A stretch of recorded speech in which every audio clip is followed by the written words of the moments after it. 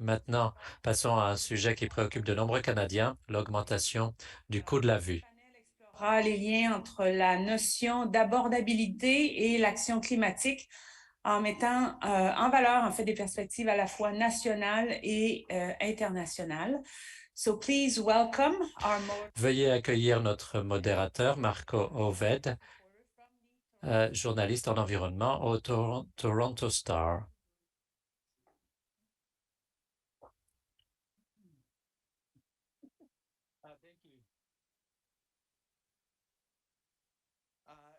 Merci. On m'a demandé de parler du changement climatique et de l'abordabilité, un sujet qui devient de plus en plus important dans le monde. Alors, c'est vrai qu'il y a des arguments pour lutter contre les changements climatiques, mais les experts sont de plus en plus explicites sur les avantages de la lutte contre les changements climatiques pour les emplois et pour l'économie, mais aussi pour le portefeuille des personnes. Les gens achètent des technologies comme des pompes à chaleur ou des voitures électriques parce qu'elles coûtent moins cher à acheter, mais aussi parce qu'elles sont carboneutres. Et ce phénomène est particulièrement clair avec les véhicules électriques dont le prix est similaire au VUS thermique et le coût d'utilisation est presque zéro. Quand le prix de l'essence a augmenté au cours de cette année, les gens se sont tournés vers les véhicules électriques. Alors que, du coup, la liste d'attente peut être longue de plusieurs années, mais la proportion de véhicules électriques a triplé vendu a triplé depuis le début de la pandémie. Bon, ces solutions, il y a beaucoup de solutions qui ne sont pas tournées vers les consommateurs, la production du ciment, la production d'électricité, entre autres, mais il y a d'autres technologies euh, qui sont disponibles et qui pourraient devenir de plus en plus utilisées, comme les véhicules électriques, parce qu'elles sont moins chères aussi. On peut remplacer sa chaudière par une pompe à chaleur. On peut remplacer dans son régime alimentaire la viande par des protéines végétales. Donc, nous allons parler de différentes manières dont l'inflation a une incidence et le message sur le climat a une incidence également sur la consommation. Nous avons des panélistes de 3 pays différents qui vont nous dire ce qui s'est passé des deux côtés de l'Atlantique. Tout d'abord, Maren Smith, qui est membre du Centre pour le dialogue Maurice J. Wask à l'Université Simon Fraser et fondatrice et chef de l'innovation d'énergie propre Canada, Clean Energy Canada. Phil McDonald is one of the founders of the Phil McDonald est l'un des fondateurs d'Ember, un centre de réflexion international basé au Royaume-Uni, pour qui se sert de données pour accélérer la transition du charbon vers l'énergie propre.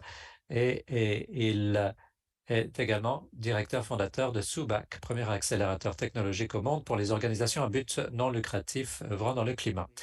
Et puis, sur l'écran, qui est Lee Stoke, qui nous rejoint à distance, professeur agrégé Anton Vonk en politique environnementale à l'Université de Californie, Santa Barbara, et conseillère principale des politiques chez Evergreen Action et Rewiring America.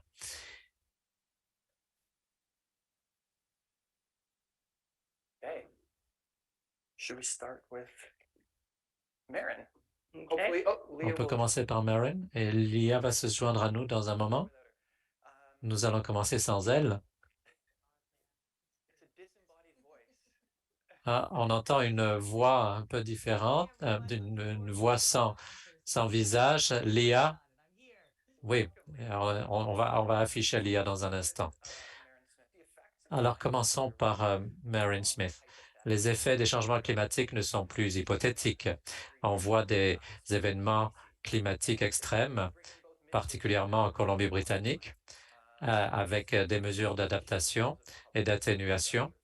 Alors, c'est vrai qu'on parle beaucoup de financement d'infrastructures ou de questions d'assurance, mais les gens se demandent ce qu'un incendie de forêt représente pour leur logement. Alors, il s'agit donc de lier, de connecter les points en ce qui concerne le style de vie des gens et l'action climatique. Oui, effectivement, c'est une bonne question pour commencer. C'est vrai que on se disait qu'ici à Ottawa, c'est très bien de pouvoir, pour nous qui venons de la Colombie-Britannique, c'est très bien de pouvoir respirer ici à Ottawa. Cela fait un certain temps que nous respirons de la fumée des incendies de forêt et, et ça pose des problèmes d'asthme chez les enfants en particulier. Donc, oui, effectivement, les événements extrêmes climatiques, la ville de Lytton qui a brûlé, et il y a 619 personnes qui sont décédées avec le dôme de chaleur. Donc, ça touche la vie des gens et leur gagne-pain, que ce soit l'agriculture, le bétail ou le secteur du tourisme, puisque plus personne ne vient en Colombie-Britannique. Nous avons, au cours des derniers étés, eu les pires étés, les pires années dues aux incidents de forêt. Les touristes ne veulent pas venir voir les Rocheuses s'ils n'arrivent pas justement à les voir. Et j'étais allé, vous savez, faire du ski. J'étais allé faire du ski et je voyais l'autoroute et les ponts. On voyait les dégâts, en fait, des incendies de forêt. Donc, ça touche les vies, les gagne-pains des gens, les coûts des changements climatiques sont vraiment réels en Colombie-Britannique et les gens le ressentent également au pays avec l'ouragan Fiona, par exemple. C'est pas seulement en Colombie-Britannique. Mais en Colombie-Britannique, nous avons aussi pris des mesures. Nous avons la tarification du carbone depuis une décennie. Donc, la taxe sur le carbone n'a pas vraiment touché l'économie. Nous sommes une des plus fortes économies, même après la taxe sur le carbone. Et donc, les gens voient que l'action climatique est possible et que ça n'a pas d'incidence négative sur l'économie. Mais on voit aussi, que les ventes des véhicules électriques ont augmenté de 17%. Donc, c'est très élevé par rapport au reste de l'Amérique du Nord. Et on peut dire que, vous savez, que à Victoria, à Vancouver, on voit beaucoup de Nissan Leaf, par exemple. Et il y a aussi cette question d'abordabilité. À Énergie Propre Canada, nous avons fait une étude cette année. Nous avons regardé les véhicules qui se vendent le plus au Canada et les véhicules électriques équivalents. Et on a remarqué que dans chaque cas, on pouvait économiser de l'argent, des dizaines de milliers de dollars avec la Hyundai Kona, par exemple, avec le coût d'achat du véhicule plus l'utilisation sur 8 ans, parce que Ressources naturelles Canada nous dit que les gens gardent leur voiture pendant à peu près 8 ans en moyenne. Je ne sais pas si vous êtes dans cette catégorie, mais en tout cas, l'utilisation sur 8 ans, vous pouvez épargner 18 000 $ avec une Hyundai Kona électrique. Donc, on voit l'action climatique et les sondages nous disent que la grande majorité des Britanno-Colombiens ont connu les conséquences et connaissent les conséquences des changements climatiques. Et je voudrais terminer avec une chose qui est ma préoccupation, c'est que les gens comprennent, on voit partout au pays que les gens voient qu'il faut qu'il y ait un changement, qu'on passe à l'électrique, qu'on doit passer à l'électrique. Et vous avez mentionné des listes d'attente de 2 ans ou plus pour avoir un véhicule électrique. Alors, maintenant, quand on parle d'électricité, on a de très bons exemples du Québec et de ce qui s'y fait.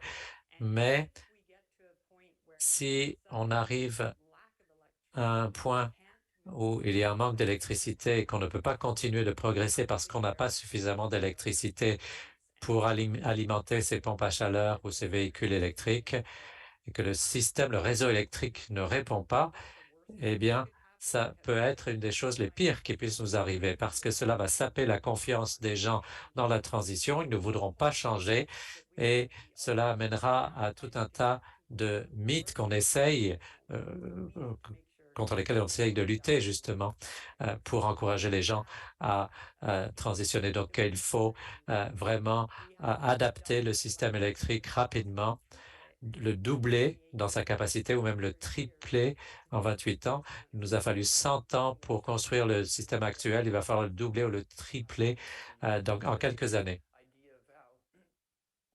Oui, cette idée que les véhicules électriques étaient simplement une curiosité sont maintenant partout et les gens commencent à envisager leur avenir et pensent effectivement qu'ils devraient acheter un véhicule électrique. Alors, on peut dire que c'est en quelque sorte un point de bascule et il y a toutes ces nouvelles technologies qui arrivent, un cocktail de nouvelles technologies, et on voit l'électrification dans les logements et dans la vie des gens. C'est un choix des consommateurs, mais s'il faut attendre 2 ans pour avoir un véhicule électrique sur une liste d'attente, les gens vont acheter une voiture thermique. C'est ça le problème.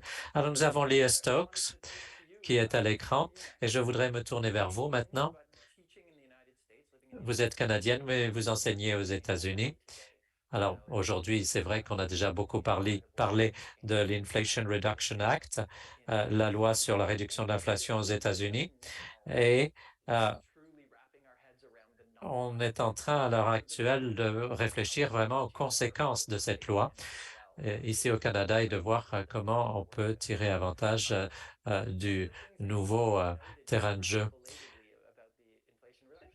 Alors, dans cette loi, ce qui est intéressant, c'est la manière dont elle a été présentée au public.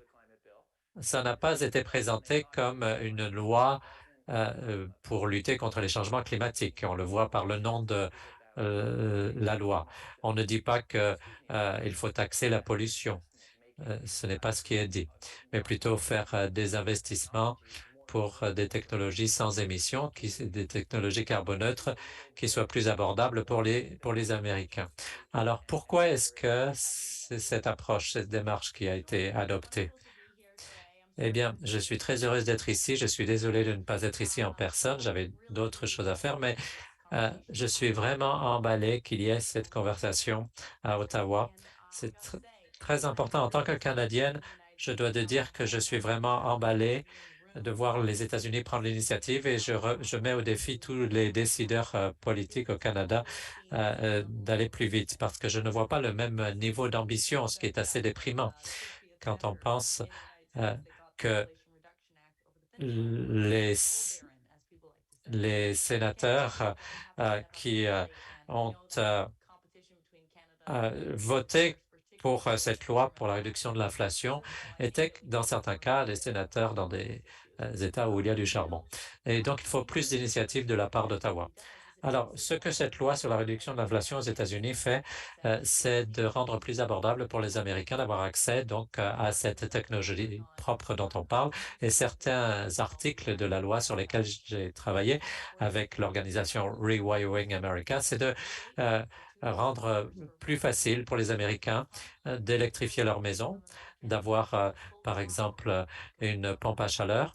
Pour les Américains aux plus bas revenus, 100% d'un achat d'une pompe à chaleur peuvent être subventionnés, 50% pour les personnes de classe moyenne. Donc, il y aura de l'argent qui va arriver du gouvernement américain et un propriétaire peut recevoir jusqu'à 14 000 $ américains de subvention, que ce soit pour une pompe à chaleur et une cuisinière à induction, etc. Et vous savez, il faut s'adapter au Canada. Vous savez que, par exemple, ma tante qui habite à Terre-Neuve, où il y a des icebergs, et nous ont dit qu'ils avaient acheté une pompe à chaleur et que d'autres personnes dans sa localité. Foco Island est un endroit très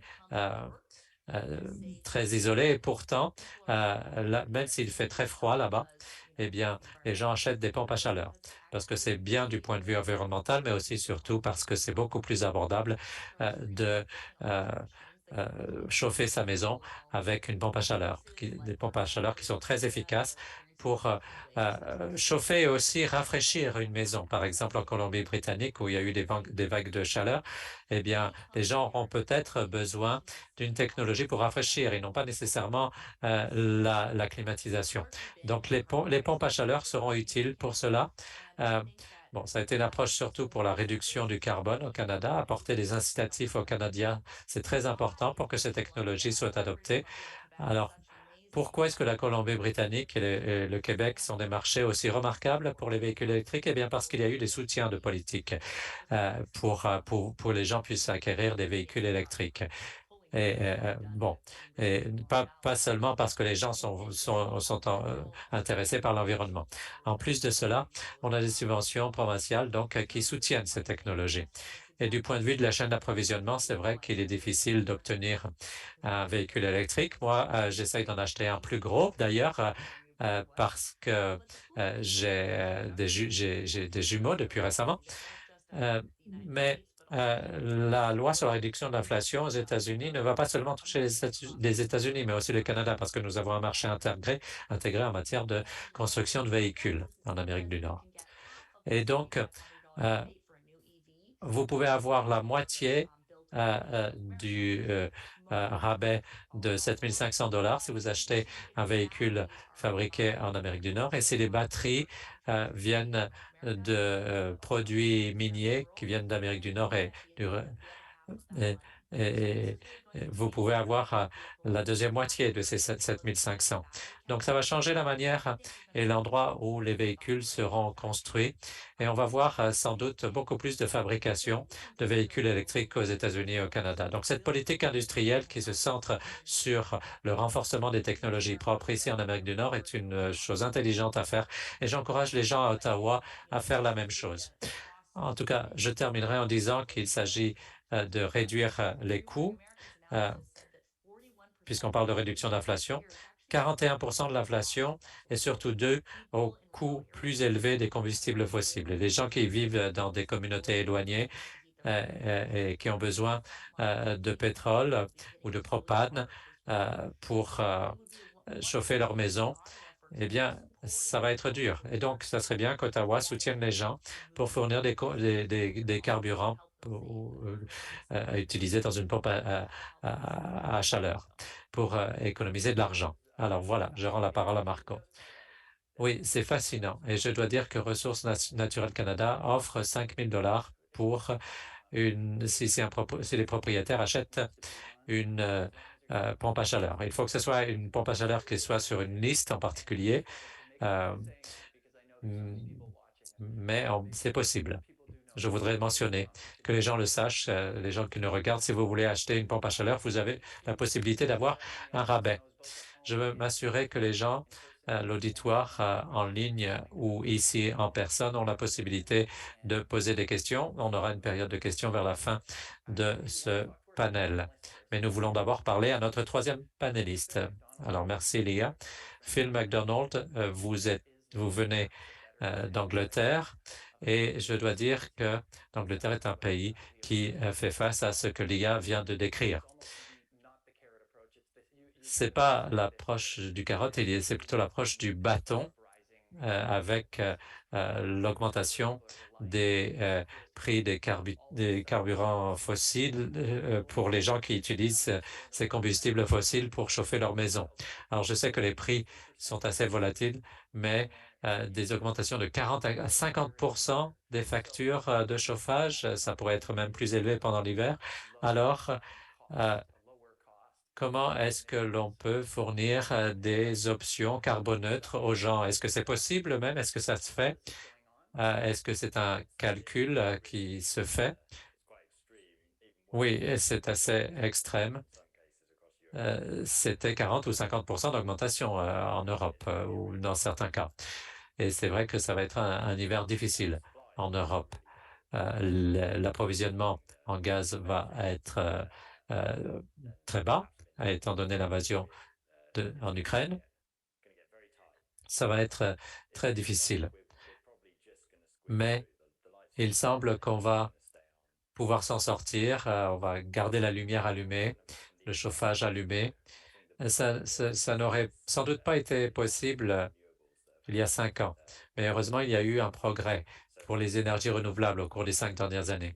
Pays après pays, en Europe, on voit l'éolien et le solaire devenir moins chers que le gaz. Et c'était même avant la crise du gaz et ces augmentations énormes qu'on a vues dans les cours du gaz au cours des 12 derniers mois.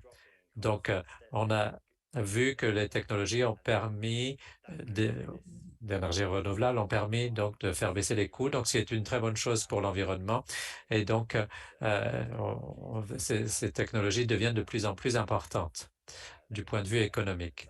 Et puis, il y a eu l'invasion en Ukraine et ça a rendu les choses beaucoup plus extrêmes. Au Royaume-Uni, l'éolien offshore est 9 fois moins cher que le gaz.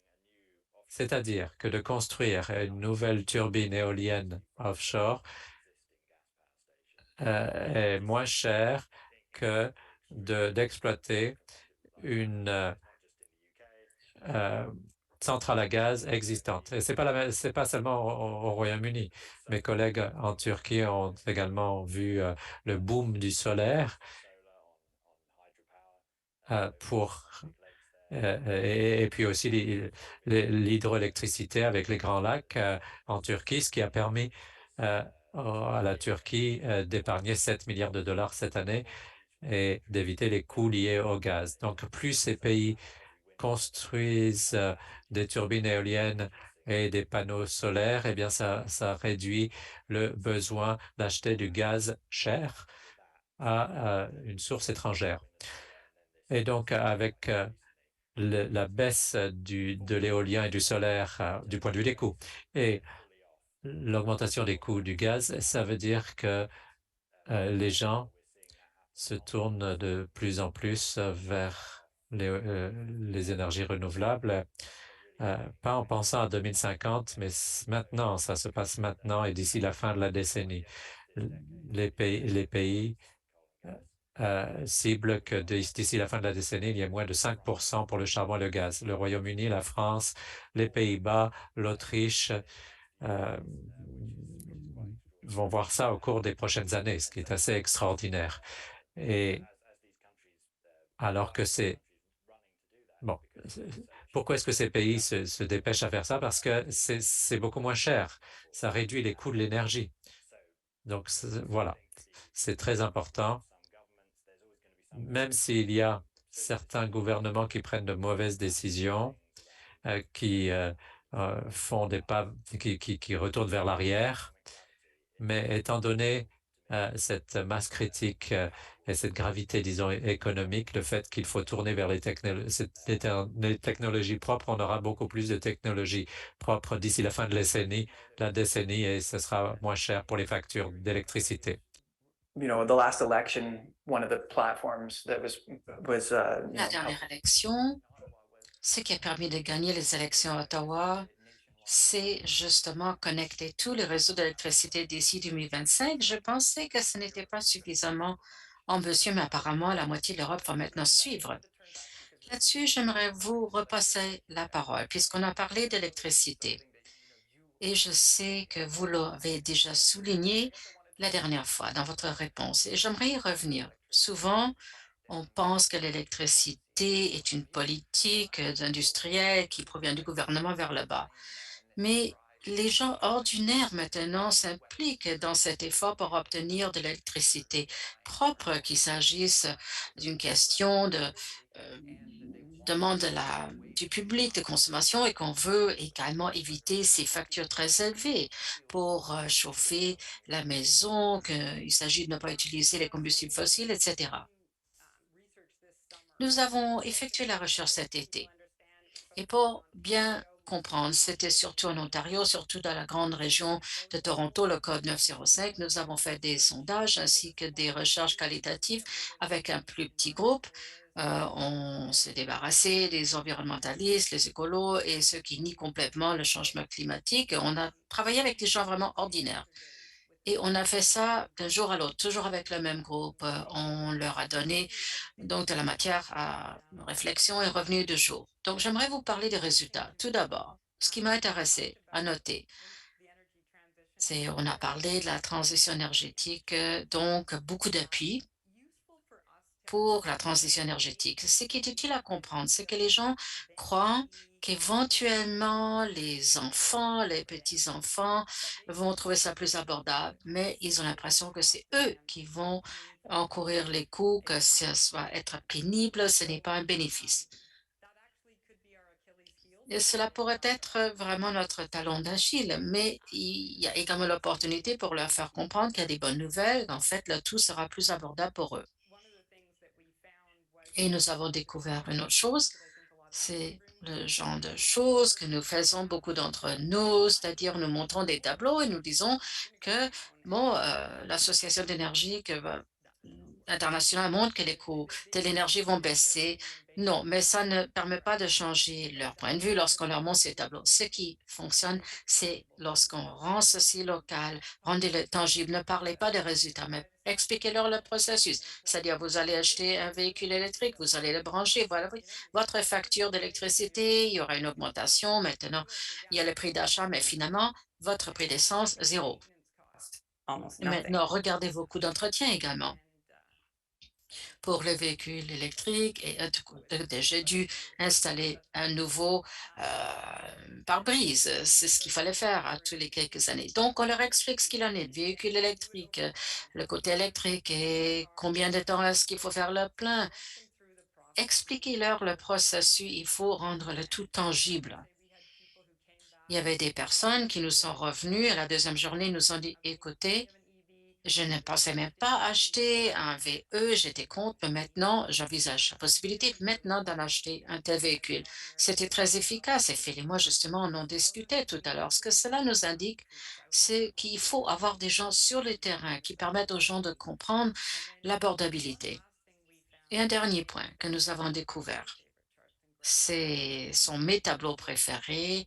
C'est auprès de la première vague des personnes qui passent par cette transition énergétique, c'est leur expliquer le prix du solaire et de l'éolien. Ça a chuté d'un grand pourcentage depuis la dernière décennie. Et ça également, c'est un argument perdant d'essayer de convaincre les gens pour ce qu'il en est de la transition énergétique, que je vois mes collègues qui rient. Mais c'est passionnant pour moi, car ce qui est intéressant, c'est ce que vous avez dit justement, Chris.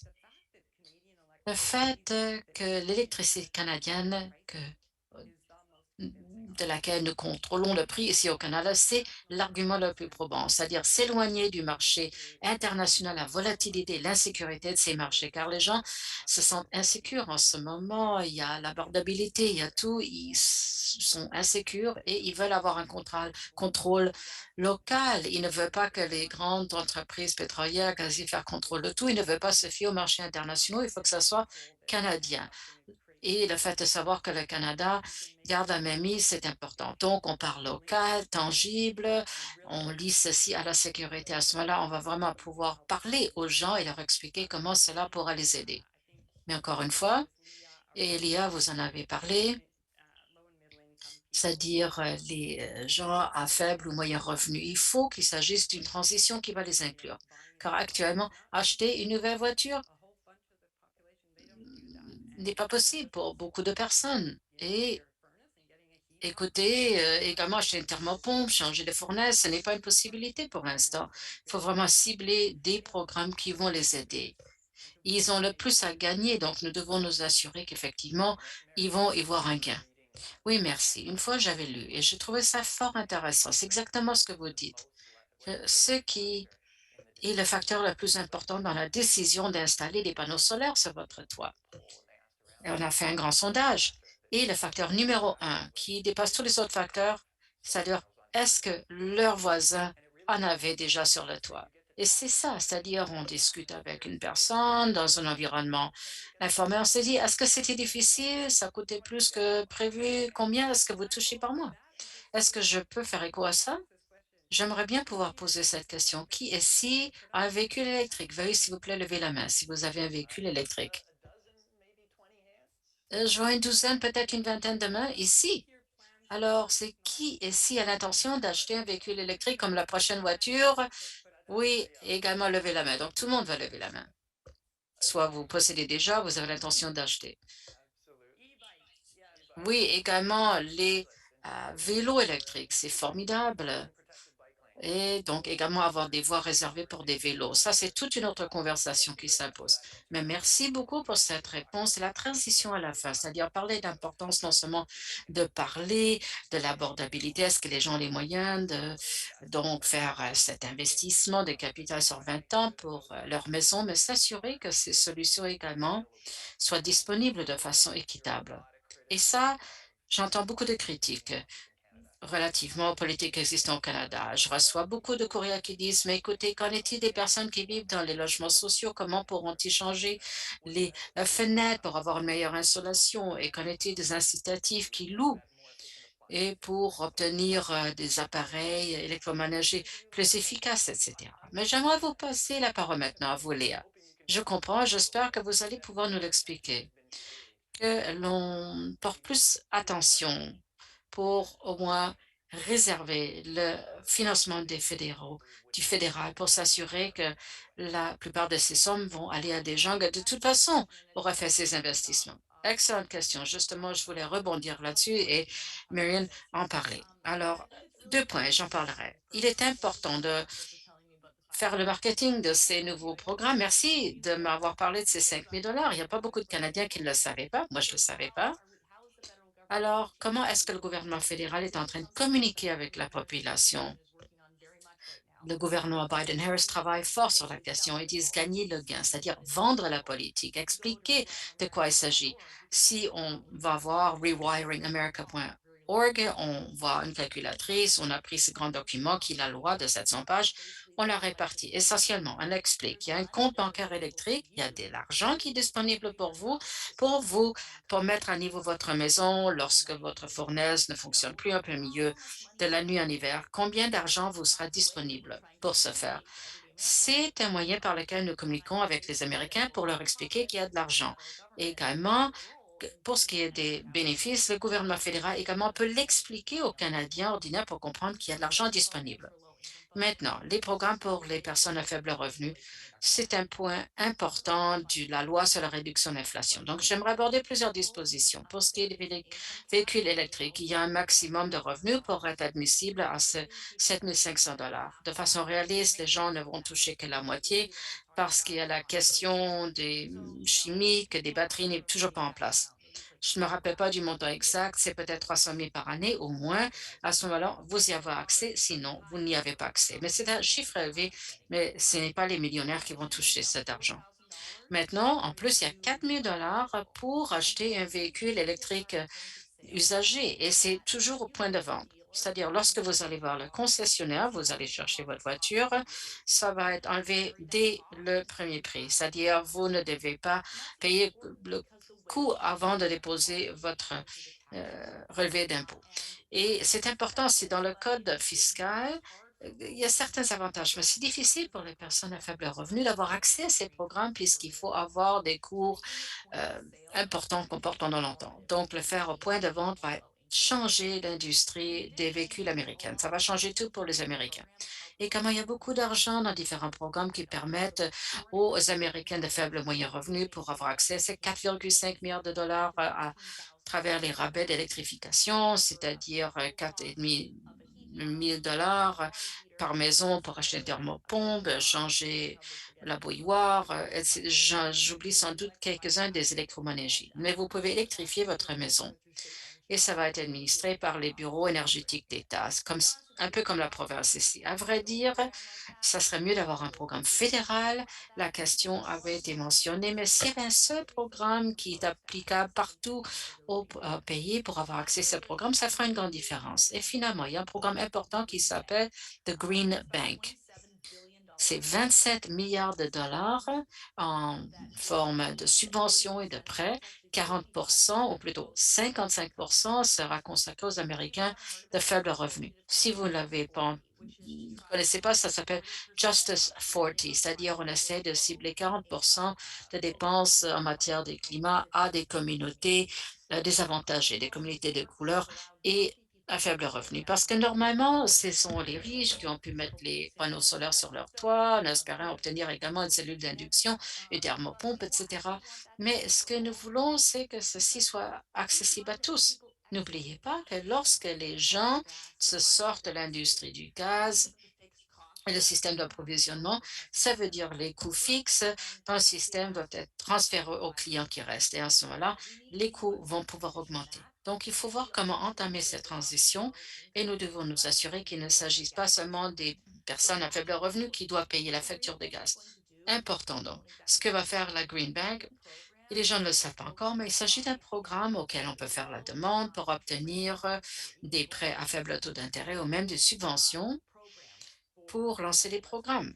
Bon, par exemple, refaire une maison, donc plus écolo, mettons des panneaux solaires sur une école, installons également un thermopompe, j'adore celle-là, des choses que les gens aimeraient faire et savoir qu'il existe du capital à faible coût disponible. 27 milliards de dollars, c'est beaucoup. Et 7 milliards, c'est surtout ciblé pour les communautés désavantagées, pour les subventions et l'électrification, le solaire, etc. Alors, j'encouragerai les responsables à Ottawa à entrevoir un programme plus poussé de subventions ou des prêts pour permettre à tous, surtout les personnes à faible revenu pour faire la transition. C'est pour ça qu'on a parlé du carburant également traditionnel, les personnes vivant dans les ruralités, donc ont des livraisons d'essence. Et comment électrifier ces communautés, cela va permettre de réaliser des économies énormes et finalement, cela offre également de l'équité, surtout dans les communautés des Premières Nations. Il me semble que ce genre de programmes peuvent être une solution gagnante pour tous. Il est important ensuite de s'assurer que nous n'offrons pas seulement ces technologies aux Canadiens plus nantis, mais que tous les Canadiens y aient accès. Merci beaucoup, Lia. Fuel to remote Vous communities. avez justement parlé de l'idée de l'essence livrée. J'ai écrit un article il y a quelques mois sur une de ces situations gagnantes pour tous, c'est-à-dire en communauté rurale, il y a une- pas de limite aux opportunités. En fait, ce sont des entreprises, par exemple, des productions agricoles qui ont des fermes agrophoniques et ils avaient envoyé des biens dans une autre province. Il n'y avait plus de lien terrestre. Ils ont dû acheminer les contenants. Et à Churchill, pour la première fois, plutôt que de payer 10 dollars pour une petite salade qui vient du sud, pouvait obtenir des fraises cultivées localement en février à beaucoup moindre prix.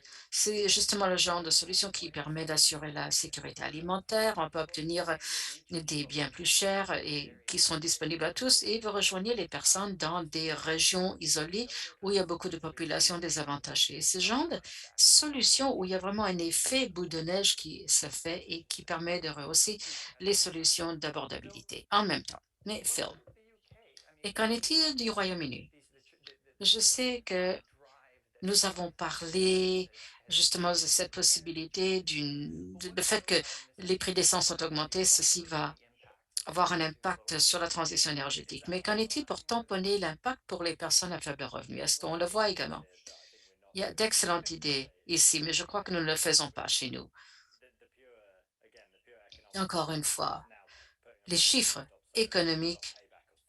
Donc, si vous installez des panneaux solaires, par exemple, vous allez récupérer votre argent en 4 ans. Ça ne se fait pas, mais il faut toujours avoir les fonds pour le faire, pour le paiement initial. Donc, je crois qu'il y a un écart. Bien que ça sera moins cher, et ce bientôt, tout comme avec les véhicules électriques, mais il n'y a pas suffisamment de soutien pour faire ce qu'il faut au Royaume-Uni. Essentiellement, nous sommes dans le même bateau que vous. C'est-à-dire tout le monde va avoir une thermopompe. Ceux qui ont les moyens en aimeraient en avoir, également ceux qui n'ont pas les moyens, mais la difficulté, c'est d'obtenir les palaires sono, avoir le personnel pour les installer. Ça, c'est beaucoup d'attentes et ça mène à cette difficulté de la chaîne d'approvisionnement sur laquelle nous devons nous fier. Et c'est pas avec ce gouvernement qu'évidemment, et toujours ce gouvernement, je crois, la dernière vérification, mais donc ils sont très focalisés sur le marché libre et pas sur les soutiens qu'on aimerait voir. Mais l'opposition s'est beaucoup engagée à mettre en place les mêmes mesures avec la loi sur la réduction de l'inflation, c'est-à-dire ramener la fabrication au Royaume-Uni et également en Europe. On essaie de construire justement ces éoliennes, les usines d'éoliennes, également avec le secteur minier. Il y a toutes sortes de potentiels qui existent. Mais peut-être ça viendra bientôt. Et c'est un parallèle intéressant parce qu'ici en Ontario, on avait vu l'élection d'un gouvernement provincial en 2018 qui était totalement hostile aux renouvelables. Et je ne sais pas combien d'argent, mais ils ont dépensé des centaines de millions de dollars pour annuler la construction existante des projets d'énergie renouvelable. Donc, ils ont payé pour qu'on ne puisse pas faire acheminer l'électricité. Mais le Premier ministre a changé d'idée. Maintenant, c'est lui qui se vante de l'industrialisation, etc. Et je sais qu'il ne nous reste pas beaucoup de temps, mais peut-être on pourrait effleurer l'idée d'envoyer des messages sur ces idées traditionnelles de la droite, sur la sécurité énergétique et le fait qu'on va fournir beaucoup d'emplois industriels. Ce sont maintenant les arguments probants que certains gouvernements sont en train de soumettre, peut-être au Royaume-Uni, relativement à l'idée du fait que ces solutions ne se vantent même plus du point de vue de l'abordabilité personnelle, mais plutôt du point de vue de ces discours économiques de la droite. Oui, je dirais que en Europe et au Royaume-Uni, on a tendance à dire cela. Quelquefois, on a tendance à penser qu'il y a des mesures rétrogrades, par exemple, Jacob Rees-Mogg, qui est un vrai traditionnaliste, un aristocrate, et on l'appelle souvent le député pour le XVIIIe siècle. C'est son surnom. Il vient du passé. Et il avait beaucoup critiqué les gens qu'il trouvait alarmistes du point de vue des changements climatiques. Et puis, bon, il est devenu ministre et une des premières mesures qu'il a prises, c'est d'éliminer l'interdiction pour les turbines éoliennes offshore, en mer. En fait, lui, il n'a pas besoin de regarder le climat si on lui parle des aspects économiques. Évidemment, le mot le plus important à l'heure actuelle, c'est la croissance. Et bien sûr, la croissance peut venir du côté comme une croissance verte. Et donc, tout le monde sur le spectre politique se rend compte que cette croissance propre, c'est une idée qui a été reprise par la gauche et la droite. Alors, il nous reste seulement quelques minutes et nous avons une question de la part de l'auditoire. Et c'est vrai que les questions se centrent beaucoup sur le côté de la demande, mais on se demande aussi ce qui se passe du côté de l'offre pour ce qui est de l'expertise pour installer des thermopompes et pour ce qui est des concessionnaires et ce qu'ils peuvent fournir avec ou sans les subventions. Donc, est-ce que l'on peut parler des problèmes liés ou des questions liées à l'offre? Oui, moi j'allais dire qu'on pourrait arrêter le développement des sources de combustibles fossiles, par exemple que les gouvernements ne devraient pas racheter un oléoduc, mais puisqu'on va avoir plus d'entreprises qui vont s'impliquer, il va y avoir beaucoup plus de concurrence et donc les gens ne vont faire en sorte de répercuter ces baisses de coûts et ne pas se retrouver dans une situation actuelle où où la subvention n'est pas nécessairement répercutée. Donc, c'est pour cela que la démarche de l'Inflation Reduction Act est très importante. Peut-être qu'on va avoir un fabricant de thermopompes qui va s'installer aux États-Unis. Ça, c'est mon espoir. Donc, on a aussi besoin de formation de la part de la main-d'œuvre, pour l'installation des thermopompes. Peut-être qu'Ottawa pourrait travailler là-dessus. Oui, et je pourrais revenir aussi à la question précédente que vous avez posée sur les emplois. Il y a beaucoup d'occasions ici et la formation, ça c'est un des gros obstacles. Au BC Climate Council, on en a beaucoup parlé il y a 2 semaines et les gens parlaient du fait qu'ils voulaient installer une thermopompe mais étant donné le code de la construction et on n'avait pas suffisamment de gens pour installer les thermopompes. Donc, il faut former les gens. Et en termes d'emploi, nous avons fait une recherche pour les emplois dans l'énergie propre et puis nous avons publié un rapport sur les emplois dans le secteur des batteries au Canada. Eh bien, on pourrait créer 250 000 emplois dans la fabrication de batteries, par exemple, et des chiffres similaires dans la transition vers l'énergie propre. Ce sont des emplois de col bleu, de col blanc, de métiers spécialisés dans des communautés rurales et urbaines. Donc, beaucoup d'occasions qui se présentent à nous. Alors que de se centrer seulement et d'essayer de rester dans ces industries qui sont une voie sans issue, simplement pour les emplois. Non, il y a des emplois pour l'énergie propre.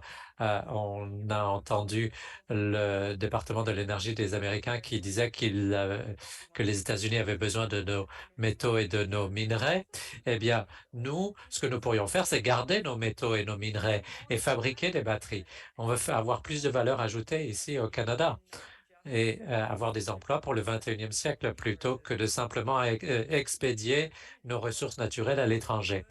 Donc là, il y a une occasion de créer des emplois, de bons emplois durables qui seront encore là en 2030, en 2040 et qui vont continuer.